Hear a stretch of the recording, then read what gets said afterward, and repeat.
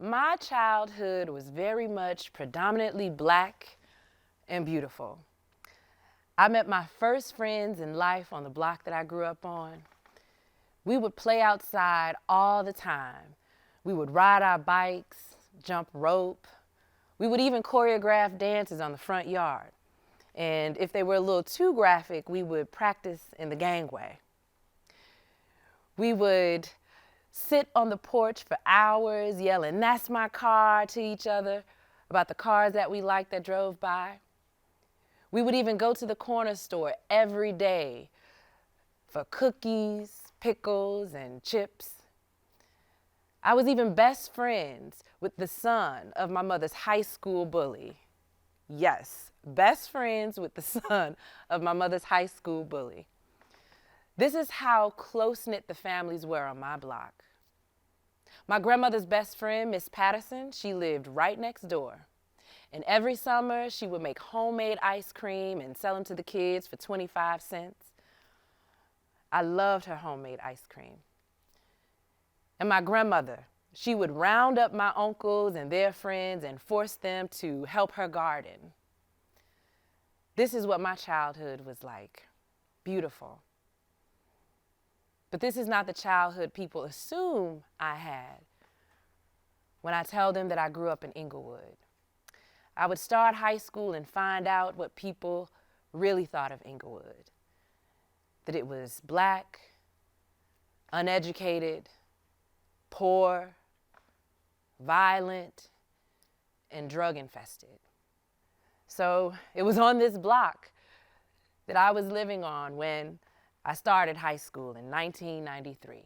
I started going to Lane Tech High School, 15 miles north of Englewood, a selective enrollment high school that had a multiracial student body of 4,000 students. And in order to get to school on time by 8 o'clock, I would have to be at the bus stop on 62nd and Loomis by 5:45 a.m. And like I said, it was 1993, so there were no cell phones, no GPS.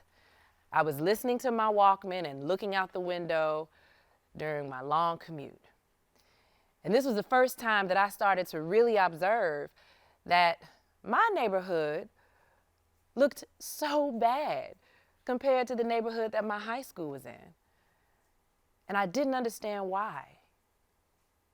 But regardless of the observations, the real fun began once I got to school. I was starting to meet kids from all over the city, kids who I felt were real reflections of me, kids that I would actually become friends with.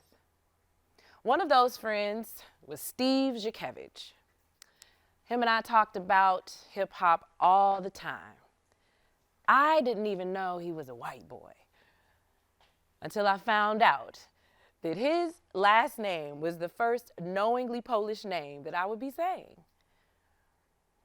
And then I had a group of Latino friends, my first group of Latino friends from neighborhoods like Back of the Yards, Wicker Park, and Humboldt Park. And they were the ones to teach me the cultural difference between being Puerto Rican and Mexican. And they told me that I better not ever get it confused. They also introduced me to the music of Tito Puente, Celia Cruz, told me what a green card was because I didn't have a clue. And then they also told me how difficult it was for their families to become U.S. citizens. And then I had a group of friends who were Asian. And they corrected me and told me, all Asians are not Chinese. As a matter of fact, all Chinese people don't even speak Chinese. They speak other dialects too, like Mandarin. And then I had a group of friends who I assumed were Black like me, but I would come to find out that they lived on Chicago's North Side, and they were actually first-generation Americans with parents from countries like Belize, Haiti, Panama, countries I didn't even know Black people could be from. And then I met a group of friends who were Black like me, but they were from a whole nother side of the city called the West Side. And I didn't even know what the West Side was. I had no clue until they showed me. And they jokingly told me that the true West Side doesn't begin to Cicero to Laramie, and Laramie on down. And then I had a group of friends who were Filipino. I mistakenly thought they were Latino. And they were the ones to tell me, no, we are not. And they explained to me why their last names were Spanish. And I was able to tell them that you're only surprised because of what you hear on the news. They make you believe that Englewood is nothing but criminals and victims and not people who are like me. We did this every day for 4 years. Ask each other these crazy, possibly offensive questions, getting to know each other's neighborhoods, each other's cultures. We would go all over Chicago to hip-hop parties. And by the time I was a senior in high school, this black girl from Englewood could tell you that her favorite Filipino dish was pancit. We knew that the way to truly get to know your city, the way to truly get to know a neighborhood, a location, was through your friendships, your relationships, who you knew. But we also knew that Chicago was deeply segregated. And if it weren't for high school, we would have never met each other. We would have never learned all of these things. And so fast forward, I graduate high school, 1997. And I started going to Columbia College. I major in photography and journalism. And funny enough, this was my first time in my life being the only black person in predominantly white classes. And strangely enough, I was able to sense that my white classmates weren't from Chicago. So let me tell you how I figured that out. In my photography class, we would have weekly assignments where we would have to take photos, bring them to class for critique sessions. And it never failed. Every time I would show my photography of my neighborhood or places that I went with my friends, my classmates would ask questions instead of giving critiques. They would ask questions like, where did you take these photos? And why didn't you show more of the surrounding environment? And the subject of your portraits isn't a strong enough focal point. And it confused me. I couldn't figure out, why are they nitpicking my photos like this instead of actually giving me critiques like, does my black and white photos have enough contrast? Does the skin tones in my photos need to be color corrected?